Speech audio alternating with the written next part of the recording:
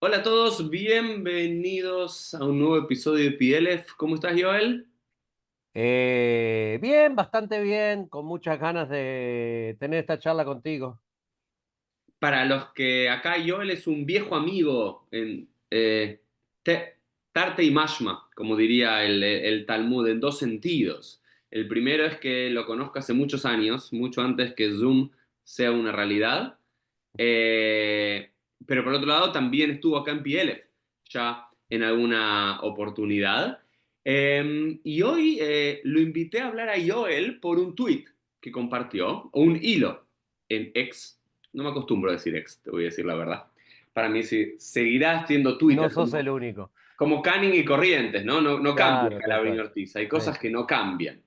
así es. Eh, pero para hablar, él compartió hace una semana sobre la etimología y los usos y los abusos de la idea qué es semita, qué es antisemitismo y demás, y cómo un término fue cooptado por grandes críticos a Israel o al pueblo judío en general. Entonces, lo invité a charlar de este tema, que desarme la palabra, que nos vuelva a su origen bíblico y a sus usos en los últimos siglos hasta el día de hoy.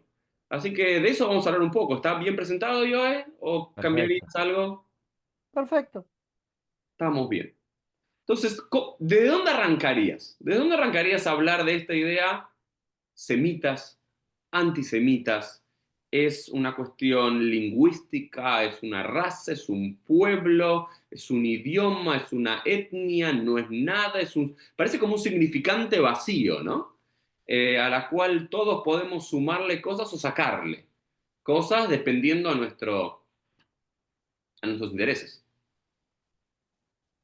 Mira, yo creo que el concepto de semita es una fantasía. Como se aplica en los últimos 150 años en el mundo occidental, ¿sí? Que no tiene nada que ver con su origen bíblico, pero que sí tiene que ver con ciertos desarrollos que hubieron en la cultura, especialmente en la cultura europea de mitad del siglo XIX en adelante, y creo que justamente es importante desarmarlo. Ahora, si vos me preguntás por dónde empezar, yo empezaría porque hay un montón de gente que lo asume como una categoría, como vos decís, es un significante vacío que se le pueden llenar y vaciar cosas, pero que hay gente que lo asume como una categoría absoluta, ¿sí? Como una categoría clarísima, hasta el punto que hace unas semanas, y eso fue lo que me motivó, digamos, la gota que rebalsó el vaso de algo que yo ya venía sintiendo hace bastante tiempo, leí una discusión entre dos personas, cuando una de ellas es de origen árabe, entonces otro le dijo, callate gordo antisemita, y otra persona, un tercero, contestó cómo le pueden decir antisemita a una persona que es semita. Entonces yo dije, bueno, ya está, basta. Creo que tenemos que aclarar un poquito de qué estamos hablando.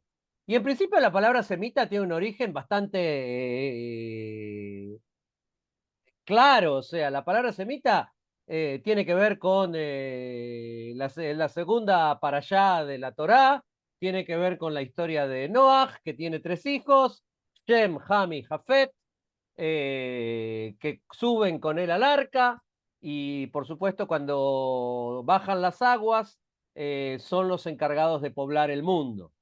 De acuerdo a la tradición que empieza ya en la Torá y que se va a desenvolver después en la literatura postbíblica judía y no judía, Shem es básicamente el padre de los pueblos de Oriente Medio, ¿sí? Lo que sería la región de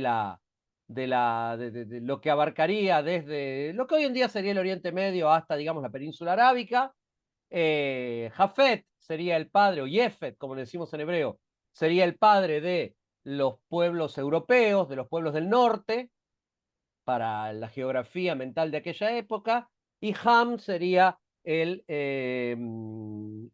padre de los pueblos del sur, o sea, de África.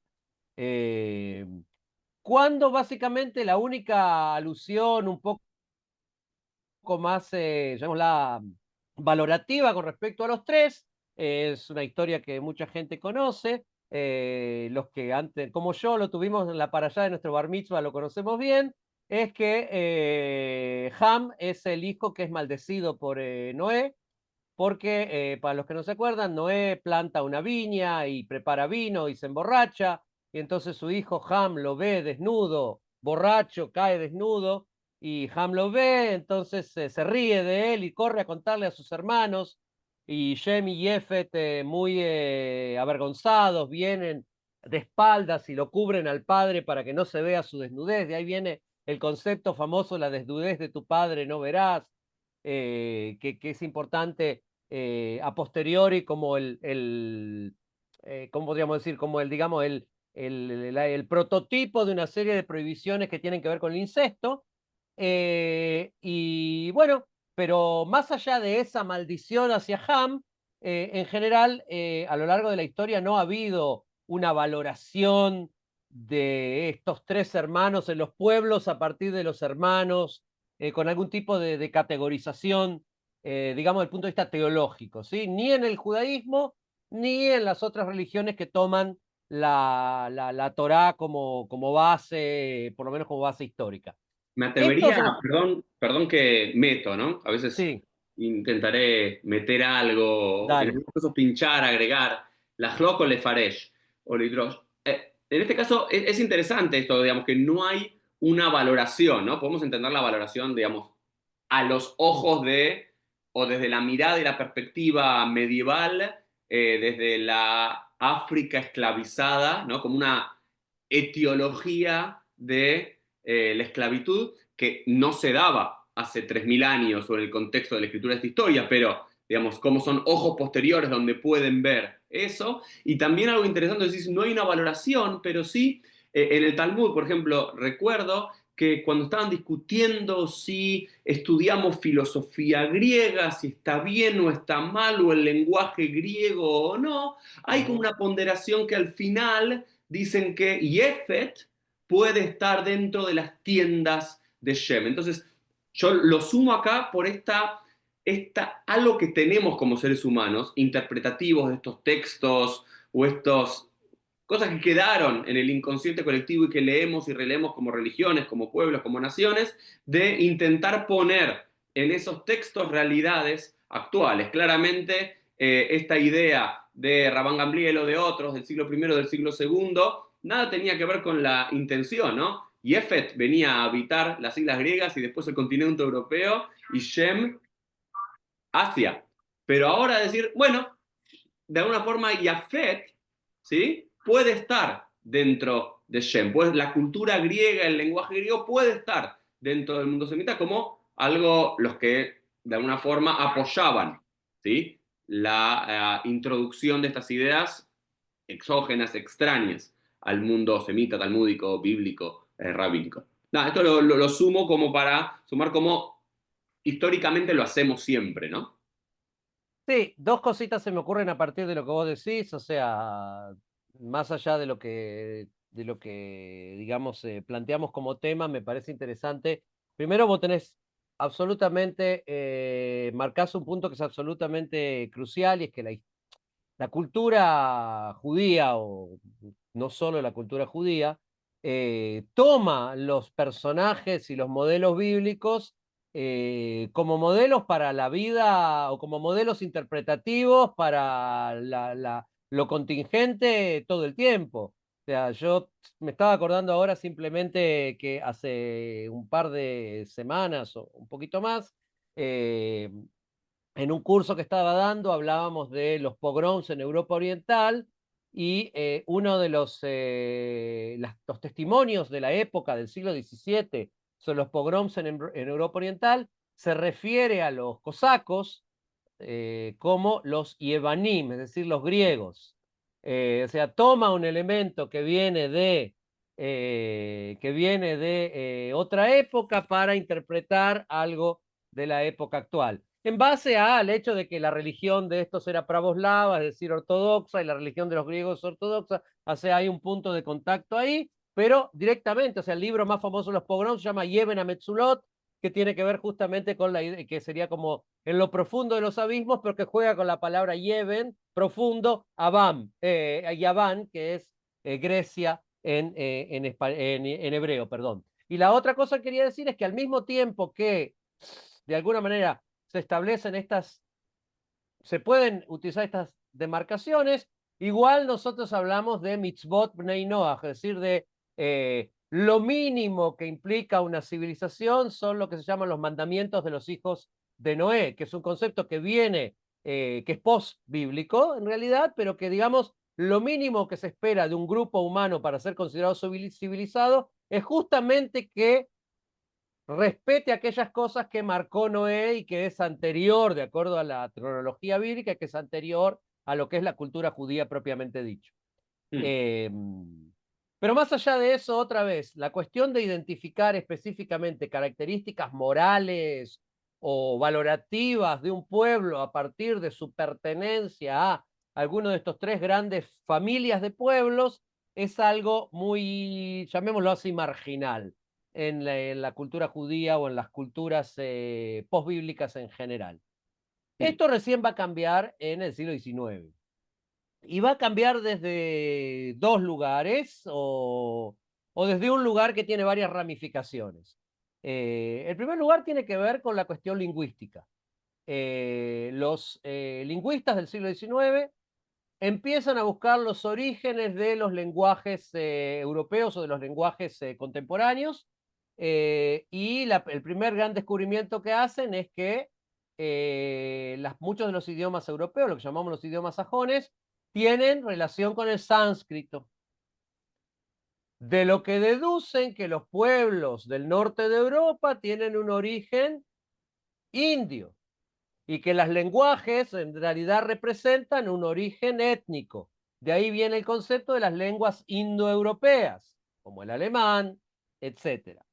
A partir de ahí empieza toda una discusión de dónde viene el resto de las lenguas y se empiezan a generar las familias de las lenguas. Cuando las lenguas que vienen del Oriente Medio y que tienen una familiaridad entre ellas se llaman de lenguas semitas. Hasta acá, todo bien. El problema es cuando esto se transforma también en una cuestión que va más allá del lenguaje y se transforma en una cuestión que tiene que ver también con los pueblos que hablan estas lenguas. Y esto ya no tiene que ver con una cuestión meramente lingüística, se tiene que ver con una cuestión histórica, filosófica y política. El siglo XIX es el siglo en el cual todo el mundo busca sus orígenes. Por esta cuestión del romanticismo que planteaba un retorno a los orígenes, entonces los movimientos nacionales buscan sus orígenes. ¿Y qué mejor que buscar los orígenes en lo más antiguo que tenemos, que es el origen de nuestros lenguajes? Entonces, diversos pensadores en Europa se van a dedicar a estudiar arqueología, a estudiar lingüística, a estudiar historia y tratar de mezclar todo a través de los orígenes primigenios de los pueblos. Quien va a hacer esto, y esto es lo que yo contaba en el hilo de Twitter, quien va a hacer esto de la forma más desarrollada va a ser un pensador francés muy importante hasta el día de hoy, se llama Ernst Renan. Renan básicamente comenzó su carrera como lingüista, pero se fue para muchos otros lugares y él es el primero que establece no solamente el concepto de lenguajes semitas, lenguajes arios y otros lenguajes, sino que también establece una correspondencia entre los lenguajes, los pueblos y determinadas características culturales que se van arrastrando a lo largo de los siglos. En un libro muy famoso que se llama Historia General de las Lenguas Semíticas, Renan nos explica que los semitas son pueblos que son muy buenos para determinadas cosas y muy malos para otras.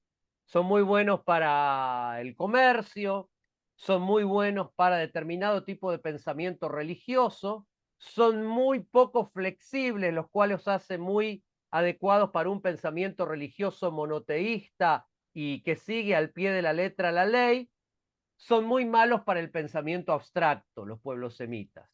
En cambio, los arios, sostiene Renan en este y en otros escritos, son todo lo contrario. Son pueblos que son mucho más flexibles porque su idioma también es mucho más flexible. Cualquiera que haya intentado alguna vez estudiar en alemán sabe que el alemán es un idioma muy difícil de hablar, entre otras cosas porque vos podés agarrar 7 palabras y de 7 palabras combinarlas y hacer una sola. O sea, hay una gran flexibilidad idiomática, lo cual representa una pesadilla para los que lo estudian, pero también habla de una flexibilidad de pensamiento, todo esto según Renan, ¿sí? Que le permite al ario estar más predispuesto para la filosofía, para el pensamiento abstracto, para ciertas formas de matemática, para ciertas formas de creatividad que al semita le están vedadas.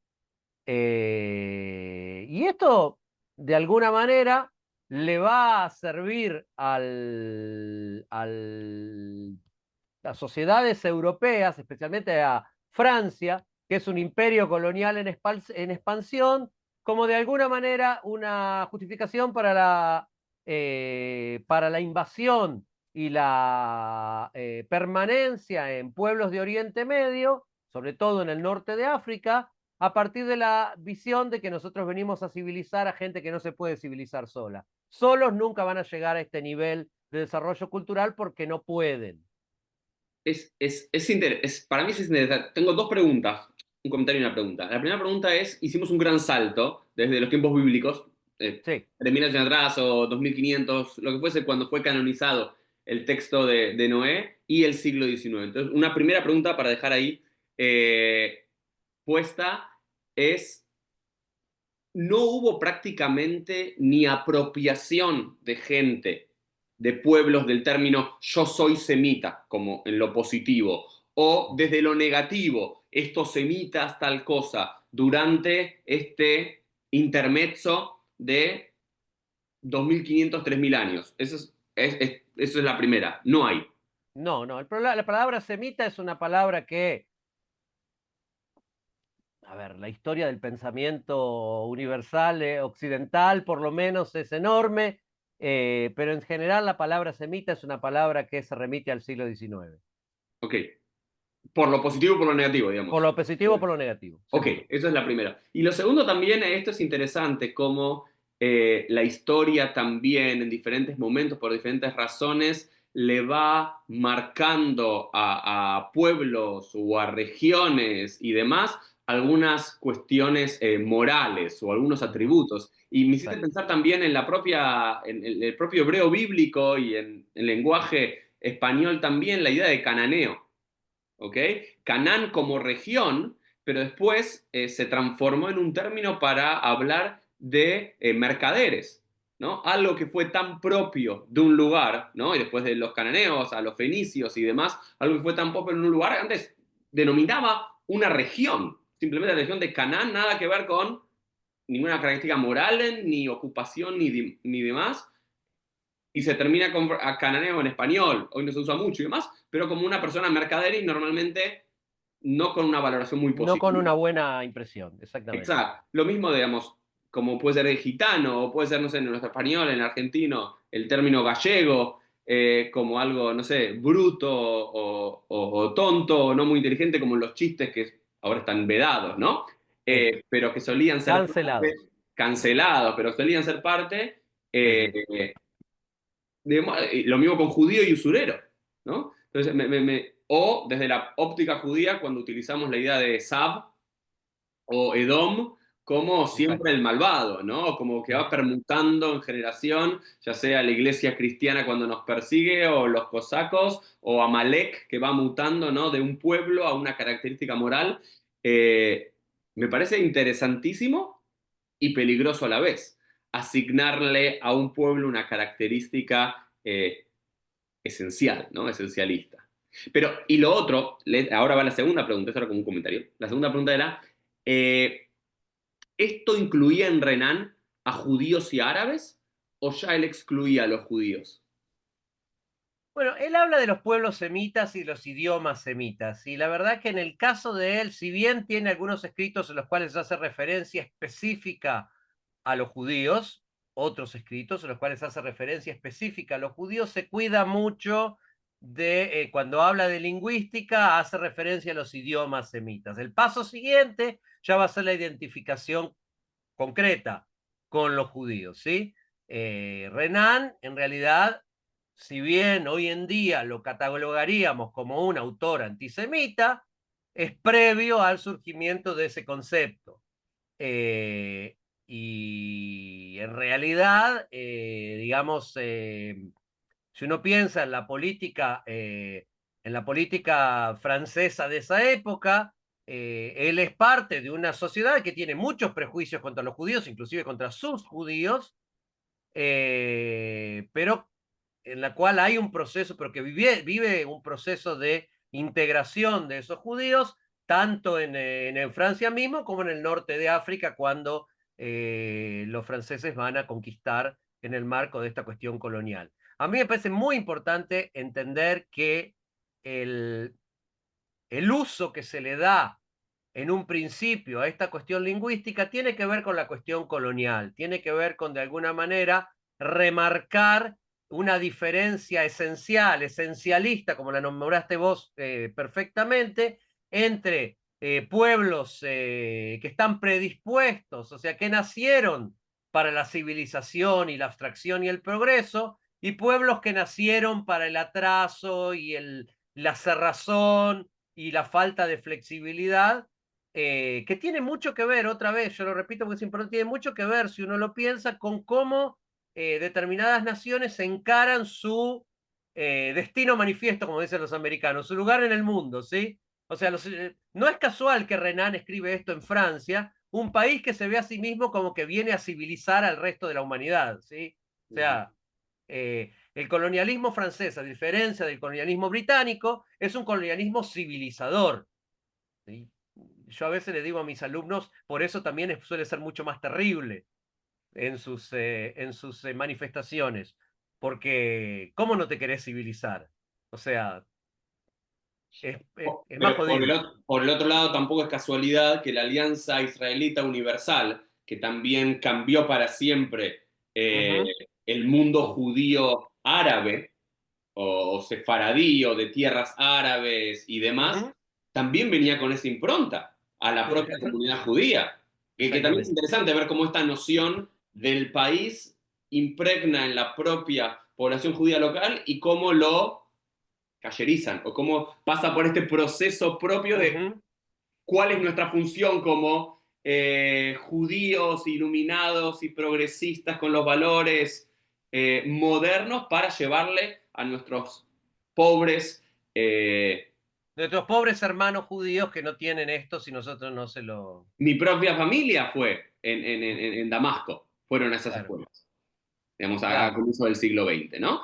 Y que, no sé la valoración de esto, no, pero sí trajo bastante progreso a muchas de esas comunidades judías.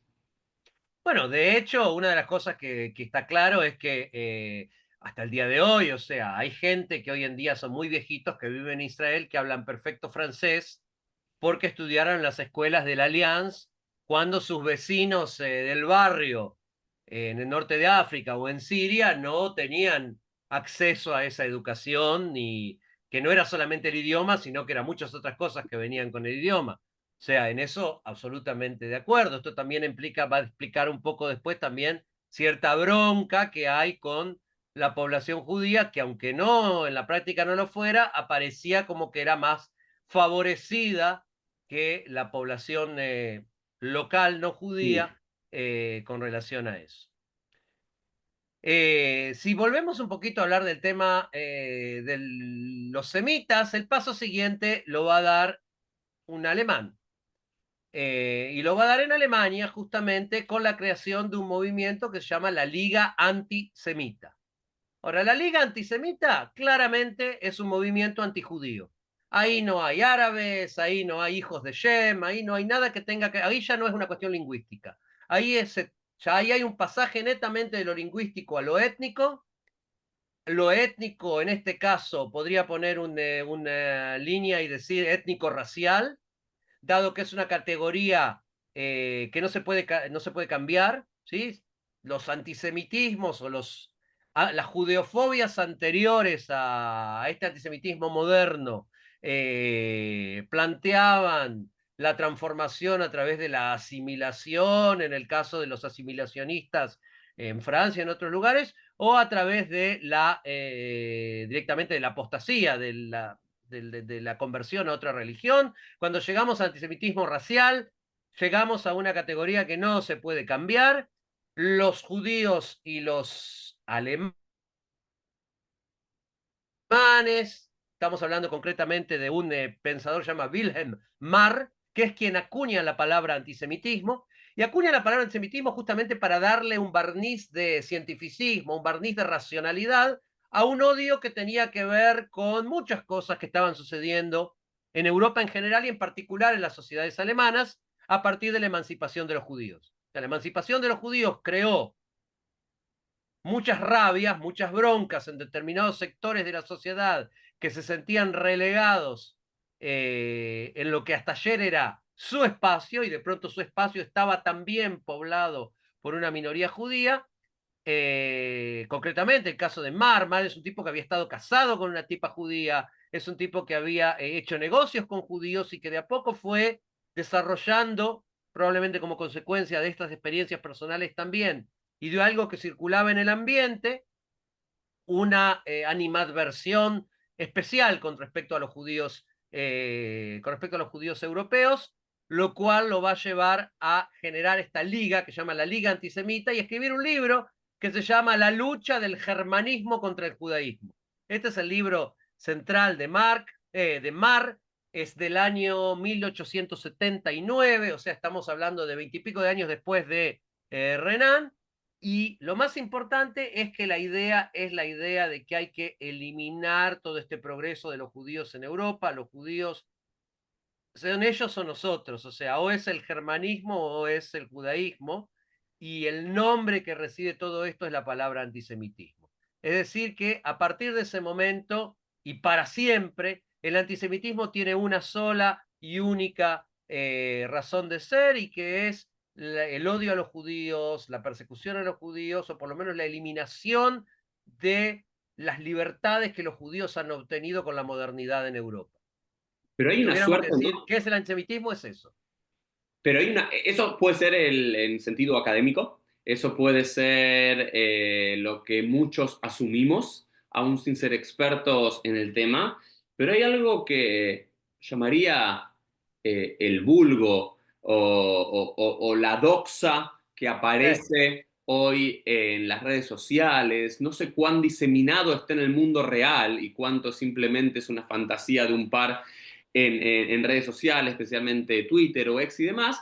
Hay una cooptación, ¿no? Vamos a decir, de este término de decir lo judío, todo lo contrario a eso, ¿no? Digamos, es una transformación para mí alucinante, interpretativa de cómo cooptar el término para decir ustedes los judíos no son semitas porque son házaros, son en Ujú. realidad europeos que en algún momento en la Edad Media se convirtieron, los verdaderos semitas somos nosotros, los árabes, y por lo cual es un motivo más de los cuales los judíos nunca se fueron de la tierra de Canaán, de la tierra de Palestina, de la tierra de Israel, porque no son sus descendientes originarios, sino que la mayoría de los palestinos actuales son verdaderos descendientes y tienen ADN semita. También sumémoslo, ¿no? De cuando empezamos a hablar de ADN, incluso. Ujú.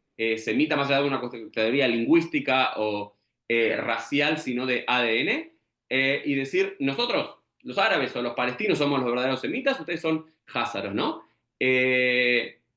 No, también es un fenómeno que no sé cuán expandido es, pero uno lo ve, o por lo menos frecuentemente los que estamos en esos mundos. Sí, lo que pasa es que, mira, justamente yo creo que la gran paradoja que se da con el término semita es que en el siglo XIX se usaba el término semita para explicar que los judíos no son europeos. Hmm. A fines del siglo XX y a principios del siglo XXI se explica el término semita justamente para explicar que los judíos son europeos y se tienen que volver a Europa y no tienen absolutamente nada que ver con el Medio Oriente. O sea, hay como una inversión de los términos. Y otra vez es curioso que desde el punto de vista científico, la única base que tiene esto es la base, otra vez, lingüística. O sea, la única academia que puede de alguna manera sostener esto es la academia que se ocupa de las cuestiones de las lenguas. A ver, De hecho, hay la cuestión de quién es judío y quién no, del punto de vista étnico, es una cuestión que ya ocupó a los nazis en los años 30 y 40.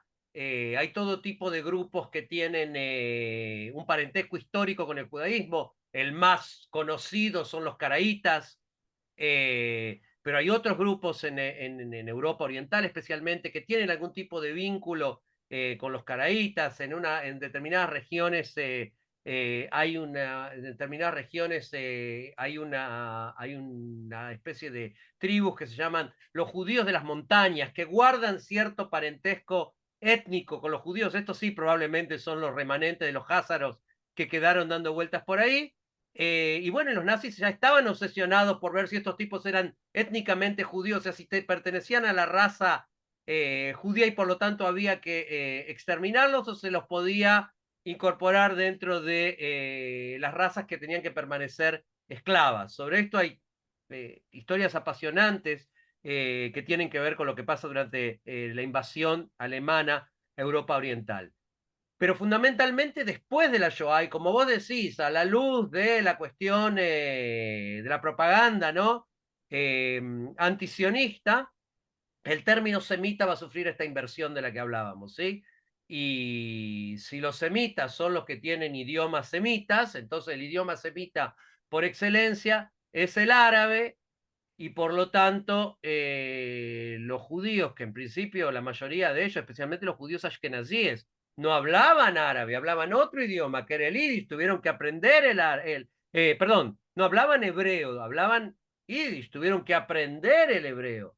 Sí, lo que nosotros vemos en el sentido positivo y mostramos en el sentido positivo el renacimiento del idioma nacional, como en un espejo invertido te lo muestran, claro, como no sabían el idioma hebreo, lo tuvieron que aprender porque no son realmente semitas, no realmente pertenecen a esta tierra. O sea, de alguna manera, la desconstrucción de la identidad de los judíos y de los israelíes pasa por la desconstrucción histórica de esta identidad que tiene que ver con la pertenencia a un idioma que la mayoría de los judíos no hablábamos o no hablábamos en el día a día, por llamarlo de alguna manera. Ahora, dentro de esto a mí me gustaría mencionar solamente dos cosas puntuales.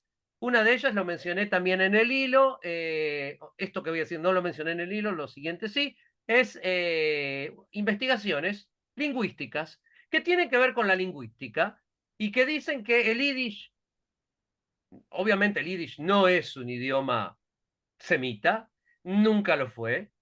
Hay un investigador que se llama Paul Wexler, que en los años 90, años 80, años 90, hizo una serie de investigaciones donde él llegó a la conclusión que desde el punto de vista de la forma del idioma, de las estructuras del idioma, en realidad el yiddish, contrariamente a lo que se decía, es un idioma eslavo que sufrió un proceso de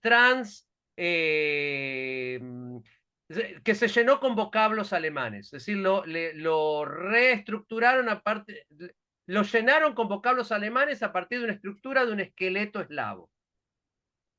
Y lo que él sostiene, esa es la primera parte de su investigación, no tiene nada que ver con los semitas. La segunda parte de su investigación viene y dice que el hebreo moderno es en realidad el idioma eslavo, es decir, el yiddish, que lo llenaron con vocablos semitas, con vocablos hebreos, que en realidad el hebreo que hablan los israelíes, que hablamos los israelíes en Israel, del punto de vista morfológico, del punto de vista de la forma, del punto de vista del esqueleto, no es el idioma semita que hablaban los antiguos israelitas en la tierra de Israel. Entonces, desde la perspectiva de Paul Wexler, estamos entre una diferencia idiomática importante. Sí, algunos cananeos, los cananeos fueron un movimiento, a propósito que Mm. hablabas vos, la palabra cananeo también fue recuperada en el moderno Estado de Israel por un grupo que decía nosotros tenemos que ver con el paisaje de Medio Oriente y no tenemos nada que ver con los judíos de Europa y de otros lugares del mundo, un pequeño movimiento marginal pero con mucha influencia cultural.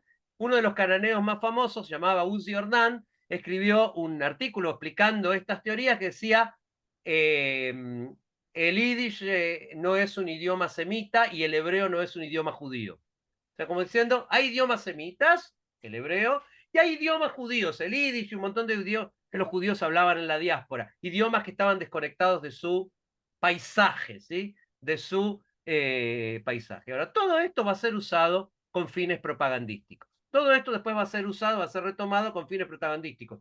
Paul Wexler en ningún momento dijo que los judíos de hoy no eran auténticamente judíos o no eran judíos genuinos o no tenían un origen que tenía que... Todo lo que dijo fue que hay un proceso de transformación idiomática. Ese proceso de transformación idiomática lo van a tomar para hacer, para transformar a los judíos de hoy en día en gente que no tiene absolutamente nada que ver con aquellos que alguna vez estuvieron en Medio Oriente. Y el otro, y quizás está haciendo referencia que se usa mucho, otro de los tokens, ¿no? Mm, De antisemitas o antisionistas, tiene que ver con Shlomo Sand. por supuesto. Así que contanos un poquito de, no desde el lado lingüístico, ¿no? Él no habla de lo lingüístico, él habla más de lo de étnico, racial y de las cuatro madres de Israel, de la teoría Hazara y demás. Contanos un poquito, para los que no sabemos mucho del tema, Bueno, cómo se rápidamente, Shlomo utilizaron. Sand es un excelente. Shlomo Sand es un ex profesor de, creo que es ex, la verdad no sé si está retirado, de profesor de historia en la Universidad de Tel Aviv, con una militancia cercana a lo que es el Partido Comunista en Israel desde muy joven. eh, y en los años, a principios de los años 2000, creo que en 2007, por ahí, escribió un libro que se llama La invención del pueblo judío, donde básicamente lo que plantea es que nosotros, la propaganda sionista dice que los palestinos son un pueblo inventado, en realidad el pueblo inventado es el pueblo judío moderno. ¿Qué es lo que quiere decir? O sea, el punto de partida es un punto de partida militante. ¿Sí? En realidad lo que dice Shlomo Sand es que todos los pueblos son inventados, que quede claro. O sea, el punto de partida de Shlomo Sand, filosóficamente hablando, es que todos los pueblos y las identidades nacionales modernas son igualmente inventadas o igualmente genuinas, que es exactamente lo mismo, ¿sí? Eh, pero básicamente lo que él hace son las siguientes cosas. En primer lugar, él cuestiona la narrativa del exilio forzoso. Él sostiene que ni todos los judíos fueron expulsados de la tierra de Israel.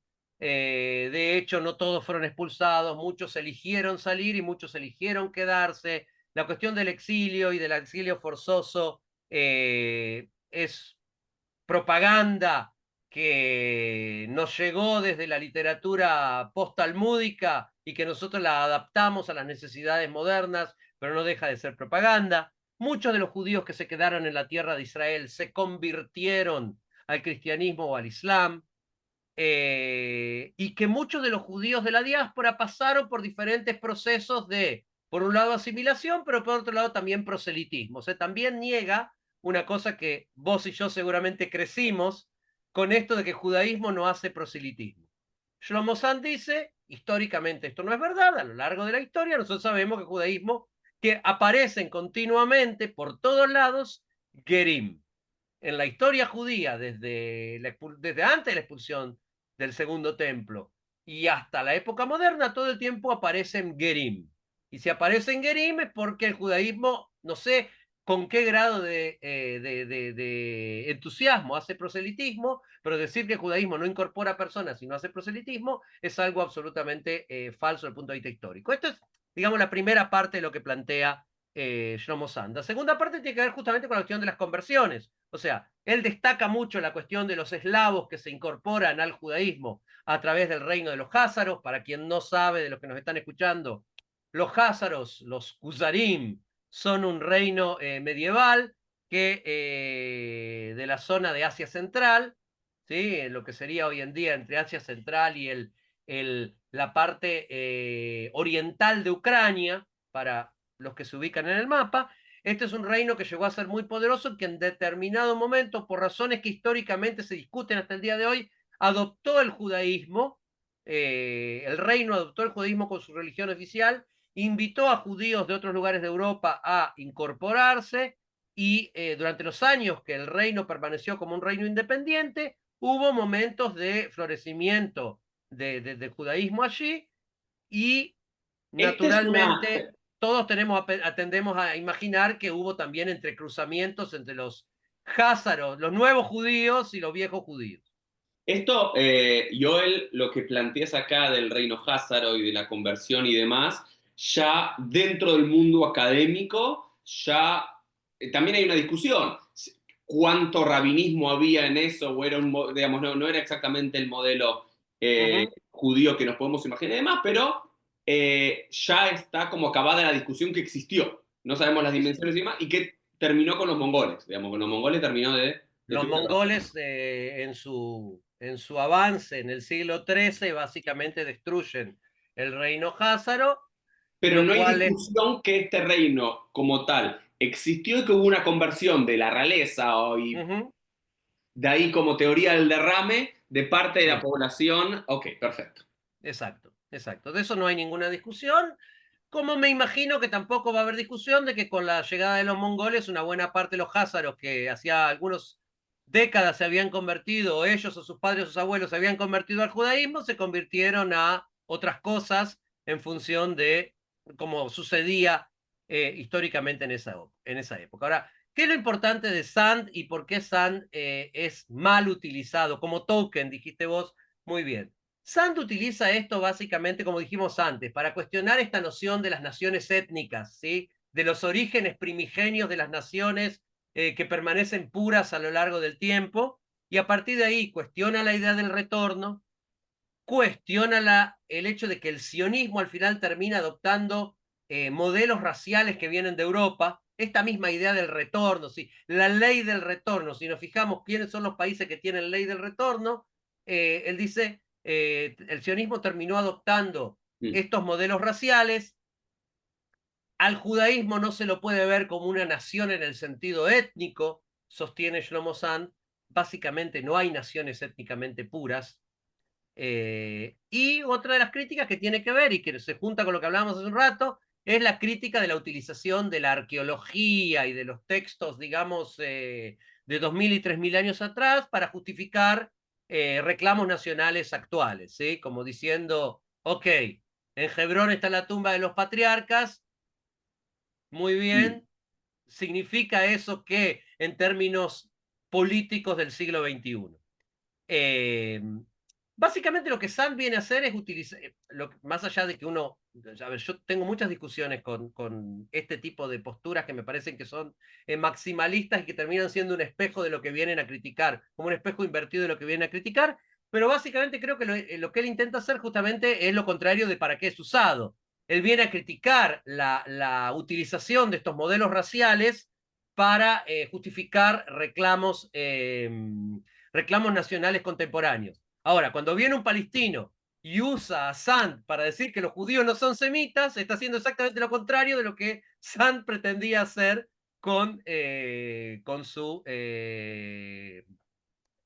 su propuesta, digamos así, más allá de las discusiones que uno puede tener con él. Y ahí está una pregunta. Los académicos o incluso los tuiteros, ¿somos responsables del uso que otro haga de lo que venimos a decir, sabiendo que nuestras palabras se pueden dar a la tergiversación o no? Yo creo que no, Ok. pero sobre eso sí, hay muchas discusiones sobre la cuestión de la responsabilidad, ¿no? De la responsabilidad que uno tiene cuando dice o escribe. Yo creo que uno intenta de la mejor forma posible llegar a los que nos escuchan, a los que nos leen y tratar de ser lo más didácticos, lo más claro, lo más al hueso, como dicen algunos amigos míos, posible. Pero de ahí a que alguien pueda a veces bien intencionadamente porque no entendió y a veces muy mal intencionadamente porque entendió y porque no le importa tomar algo que alguien dijo y recortarlo, agarrar ese recorte y transformar ese recorte en toda una explicación sí, toda una teoría en base a un recorte muy, muy pequeño, muy, muy particular, así como la famosa foto del nene en Gaza contra los tanques que cuando uno mira la imagen completa, es una imagen muy famosa, no de ahora, sino de la segunda intifada, que cuando uno ve la imagen completa, ve a los fotógrafos al lado del nene posicionándose para sacar la mejor imagen. Entonces, uno no puede ser responsable de lo que presenta, uno hace todos los esfuerzos que puede, pero bueno, eh, pero uno tiene que saber que siempre va a existir la posibilidad de la tergiversación. Por eso había autores que vos conocés y yo también que, que escribían de una forma especialmente confusa y escondían sus mensajes para que solo los entendieran los que los podían entender, justamente para evitar esta cuestión de la malinterpretación de lo que uno escribe. ¿Sí? Hay un libro famoso de Leo Strauss que se llama La escritura y el arte del ocultamiento o algo así, que habla de Maimónides, de Spinoza y de Yehuda Levi como tres tipos que tuvieron que esconder lo que escribían, no esconderlo, sino dentro de lo que escribían, esconder los mensajes que querían poner Para que no lo entonces, crucificaran. para que no los crucificaran, pero además que el vulgo, aquellos que no están en condiciones de entender la profundidad de lo que están escribiendo, no interpretaran las cosas como vemos que son interpretadas en las redes sociales en el día de hoy.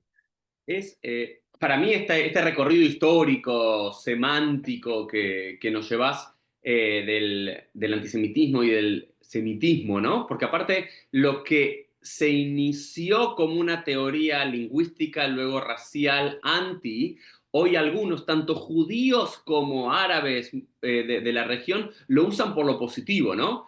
Digamos, como muchos judíos que toman la idea, yo soy semita, un término que quizás nunca nos hubiésemos imaginado, que alguien hubiese levantado la bandera de decir en 1850, 1890, yo soy semita, ¿no? Y hoy Por lo supuesto. mismo, árabes, musulmanes de la región también levantando semita por lo positivo, no, ¿cómo me ves vos, colono, polaco, que te cambias el nombre, que te inventás una lengua y una historia, yo soy el verdadero semita, los verdaderos los palestinos, ¿no? Otras cosas que también los palestinos que son judíos que se quedaron en la tierra, ¿no es cierto? Como gran parte, digamos, que son los verdaderos semitas, los verdaderos cananeos y demás de la región, como en 150 años, ¿no? Que en el prisma de la historia es Nada. poco y nada, cómo este término sufrió tantas transformaciones e incluso autores judíos también queriendo buscar otro término al antisemitismo como es la judofobia, por eso. ¿Cómo lo ves, no? Porque ahí lo conocemos, eh, otro argentino que también acá estuvo en PLF, no sé si fue el que acuñó, o por lo menos el que popularizó el término judeofobia en relación a el término más asertivo y no antisemitismo. ¿Cómo lo ves esa propia transformación? Es decir, dejar de usar antisemitismo para empezar a usar judeofobia. Mira, bueno, primero para los que no saben, el término judeofobia es un término que proviene no lo inventó ningún argentino, lo inventó en realidad de Leo Pinsker, ¿sí? Uno de los precursores del sionismo allá por el año 1882. Leo Pinsker era médico, por lo tanto la cuestión de la fobia tenía que ver justamente también con darle una visión un poco más científica, un poco más académica a este odio que él veía a los judíos y especificarlo con los judíos, ¿sí? Del mismo modo en que existen fobias específicas, no a una categoría lingüística, sino a un pueblo específico. Yo lo que creo es que primero la cuestión de la visión positiva, como decías vos, de lo semita, yo soy semita, es absolutamente propagandística. Mm. Nadie dice yo soy semita para marcar las características positivas que tiene ser semita, sino para marcar que yo también integro esta categoría de alguna manera, a diferencia de vos que no la integrás o que no lo sos, o que por ahí los dos lo somos y entonces juntemos, no somos todos, de la misma manera en que dicen somos todos hijos de Abraham y este tipo de cosas. O sea, pero siempre es con un fin propagandístico. O sea, siempre, nunca es con un fin positivo de mostrar algo positivo. Digamos, la categoría semita, aun cuando algunos la utilizan en forma positiva, nunca tiene un contenido positivo. ¿Qué significa ser semita? ¿Hablar un idioma semita? es una cosa. Creo que el que dice yo soy semita no se refiere a eso. No hay una identidad semita, ¿sí? Me hiciste acordar que en los años 50, esto poca gente sabe, en los años 50 hubo un partido político en Israel que se llamaba Amerjaba Shemi, el espacio semita. Estaba formado por lo que llamábamos antes cananeos, o grupos que decían Estado de Israel, el futuro del Estado de Israel tiene que ser en alianza con los grupos semitas marginalizados del mundo árabe. Los drusos, los chiitas en algún momento, que eran en aquel momento, ¿sí? Los maronitas en el Líbano, los coptos en Egipto, o sea, todos estos grupos que son los grupos marginalizados. Había por ejemplo, Uri Avneri, un famoso periodista que luego fue mucho más a la izquierda, ya estaba en los años 50 o participaba en los años 50 dentro de este pensamiento, que era un pensamiento bastante fantasioso en algún punto, pero que en otro punto de alguna manera también buscaba esta cuestión de definir, tenía que ver con esta cuestión de definir o de encontrar cuál es nuestro lugar en el mundo, o sea, cuál es el espacio en el cual nosotros nos podemos sentir más a gusto, más con los que son como nosotros, de alguna manera. Y esa fue, creo, la única vez que alguien intentó encontrarle un sentido positivo al término semita. Con respecto a la cuestión de la utilización de judeofobia en lugar de antisemitismo, yo a veces también uso la palabra judeofobia, tengo que reconocerlo. Sin embargo, la historia que tiene la palabra antisemitismo creo que la vuelve bastante precisa. Es una... No, hace un tiempo alguien me hizo esta pregunta en una conferencia y yo dije que uno tiene que elegir qué guerras librar. La verdad, mano en el corazón, la palabra judeofobia es mucho más precisa que la palabra antisemitismo, es mucho más correcta que la palabra antisemitismo, define mucho más lo que queremos decir. Eh, Está tan instalada la palabra antisemitismo y es tan importante utilizar la palabra antisemitismo justamente para no dejar esta cuestión de que de pronto semitas somos todos, ¿sí? En Mm. este sentido, justamente por la importancia de romper un poco con esto que venimos charlando ahora, con esta mala utilización del concepto de semita, que a mí me parece que vale la pena seguir usándola, o al revés, no vale la pena la guerra para que se diga judeofobia en lugar de antisemitismo. Pero es una opinión muy personal y yo sé que hay mucha gente muy querida que piensa diferente con relación a esto. Y yo, primero, más allá de agradecerte este recorrido histórico y Por favor. este pantallazo y también estos datos de color, ¿no? Como los cananeos o Amerjaba Shemi. De los cananeos tenía idea de esta agrupación política, ¿no? ¿Llegaron a tener Jabré Knesset o no? Creo que no. No. Creo que no, y si sí, uno, ¿no? Muy... Te hago una pregunta, conociéndote un poco, ¿no? Como, Ujú. ¿cómo, digamos, ciudadano de Israel, sionista, pero quizás no de la derecha, vamos a decir, sionista o vivista, ni mucho menos, ¿no? Y perdón que ponga Ujú. estas cosas en ti, pero me parece que te conocemos y lo valoro y lo respeto y en muchos términos comparto. ¿Cómo sentís que todas estas valoraciones de históricas, como dijiste de Shlomo Sand, de que ninguna concepto de nación es real, o todas son inventadas o todas son reales, o de las lenguas o demás, ¿cómo lo manejás con por un lado, con tu sionismo, con tu defensa del Estado de Israel, pero también con los derechos del pueblo palestino? ¿En cuánto es propaganda y cuánto estas ideas pueden ser utilizadas, digamos, positivamente, ¿no? Por lo positivo y no por lo negativo? Nada, como para cerrar este programa, me gustaría escucharte, no yo, el académico, sino el que toma estas nociones académicas para la praxis, ¿no? Porque al final hay gente, hay seres humanos de carne y hueso que respiran, que viven muy cerca uno del otro. ¿Cómo lo ves todo esto? Si te puedo preguntar. Mira, yo en primer lugar, lo que también esto lo escribí en este hilo que motivó esta charla, el objetivo mío, en primer lugar, es un objetivo también político, militante de alguna manera, como vos lo planteás, y tiene que ver, en primer lugar, con que eh, de la misma manera en que yo no le niego su identidad a nadie, tampoco quiero que nadie me niegue la mía, ni que me busquen, ¿sí? Ni que me vayan a escarbar 40 metros bajo tierra que en el caso de Israel es literalmente 40 y 50 y 100 metros bajo tierra para descubrir quién estaba antes. O sea, para mí es suficiente con que a lo largo de la historia, aquellos que se consideraron judíos y que se llamaron a sí mismos judíos, sintieron un vínculo de pertenencia con una tierra determinada. Y a mí no me importa si eran los padres o si eran las madres, ni hablamos de la cuestión de la genética, que es muy interesante.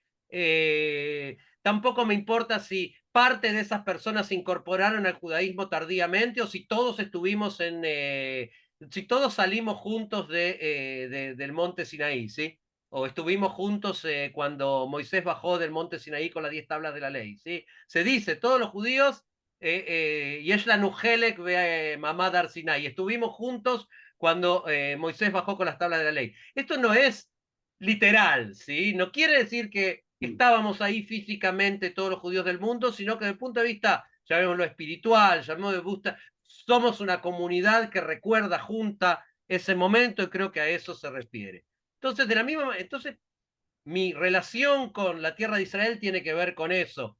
No me importa la cuestión genética en este caso. Me parece inclusive un horror que se quiera llevar esto al terreno de la genética y me parece, además de un horror, me parece un error. Es decir, no por allí se va a llegar a ningún lado. Eso no quiere decir que yo niegue que cuando el sionismo llegó acá, ¿qué vamos a hacer? Después de 2000 años había gente que vivía más, menos, más contentos, menos contentos, tenían una identidad particular, no tenían una identidad particular, eran parte del gran mundo árabe. Todas estas cuestiones son cuestiones que se pueden debatir. Hay historiadores que dicen que los llamados palestinos ya tenían un pasado acá cuando llega el sionismo. Hay otros que dicen que el sionismo fue el catalizador de la identidad palestina. Ni quiero entrar en eso, porque yo no discuto la autenticidad de las identidades. O sea, si hay gente que se siente parte de un pueblo con una experiencia determinada, con una memoria determinada, con unas características determinadas, históricamente podemos discutir de hoy hasta pasado mañana cuándo empezó y quién tiene la culpa. Pero como vos dijiste, propositivamente eso no nos va a llevar a ningún lado. ¿Sí? Hay un famoso poeta israelí, Yehuda Amihai, que tiene un poema hermoso que justamente tiene que ver con esto que estoy diciendo, que se llama El lugar en el que tenemos razón. Mm. Y básicamente lo que dice es, Ahí el no lugar en el crecen que tenemos flores. razón, ¿eh? Ahí no crecen flores. Es el lugar en el que nunca van a crecer flores, exactamente.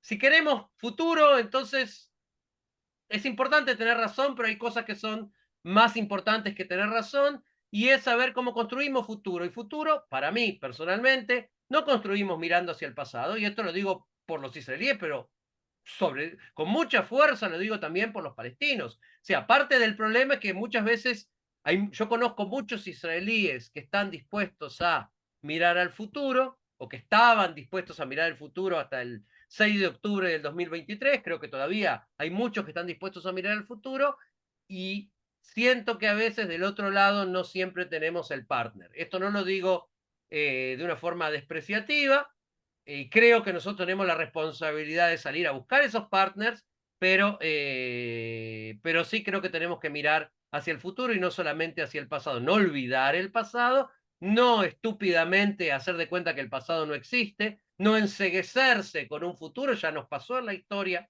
de enceguecernos, ¿sí? No transformar un futuro en una cuestión mesiánica de que va a vivir el cordero con el lobo y van a pastar juntos, sino que podemos a través de arreglos temporarios y de construcción de espacios de confianza, reconstruir o construir, si se quiere, un lugar en el que primero no nos desangremos los unos a los otros y quién sabe podamos crecer unos y otros. Amén por eso. Y me gustaría también cerrar con esta idea de como comunidad interpretativa siempre traemos nuestras historias y nuestras palabras bíblicas al presente para tratar de interpretarlos por lo positivo como lo negativo, tal como poner a Edom como los romanos y luego como el cristianismo como aquel enemigo eterno Ujú. De Jacob. Eh, También pensar que Shem, esta categoría de por lo positivo, por lo negativo, si son los judíos, si son los árabes de la región y demás, puede volver a transformarse en una categoría que nos mancomune por un pasado en común, sin olvidar que tanto Ismael, ¿no? Como el arquetipo de muchos hoy musulmanes que se sienten descendientes, o Yitzhak como pueblo judío, somos todos semitas, que el hebreo y el árabe son dos lenguas semitas y Hermanas. demás. Eh, y la idea de Shem Tov mi Shem Tov, que en hebreo decimos que un buen nombre es el mejor que los aceites, ¿no? Y la idea de Shem, de semita, también es de nombre, ¿no? De volver a hacernos un nombre que nos puede unir. Ahí es donde yo encuentro lo hermoso en una tradición interpretativa y cómo las cosas pueden cambiar, ¿no? Como que Grecia no necesariamente tiene que estar fuera de las tiendas de Shem y dentro de las tiendas de Shem hay lugar para todos, ¿no? Entonces algo que por mucho tiempo uno se quiso apropiar o no quiso ser parte y demás rechazó, quizás en un futuro ¿no? ¿Quién dice el partido de los semitas, el espacio amplio de los semitas se vuelva a ampliar la bolsa y todos encontrarnos propositivamente en este término que sentimos Amén. propio por una forma o por otra. Así que, Joel, gracias por compartir tu Torá. Gracias, Uri. Fue un placer conversar contigo y bueno, nos vemos. Seguimos charlando. Nos vemos en un próximo episodio. Chao, chao. Así es.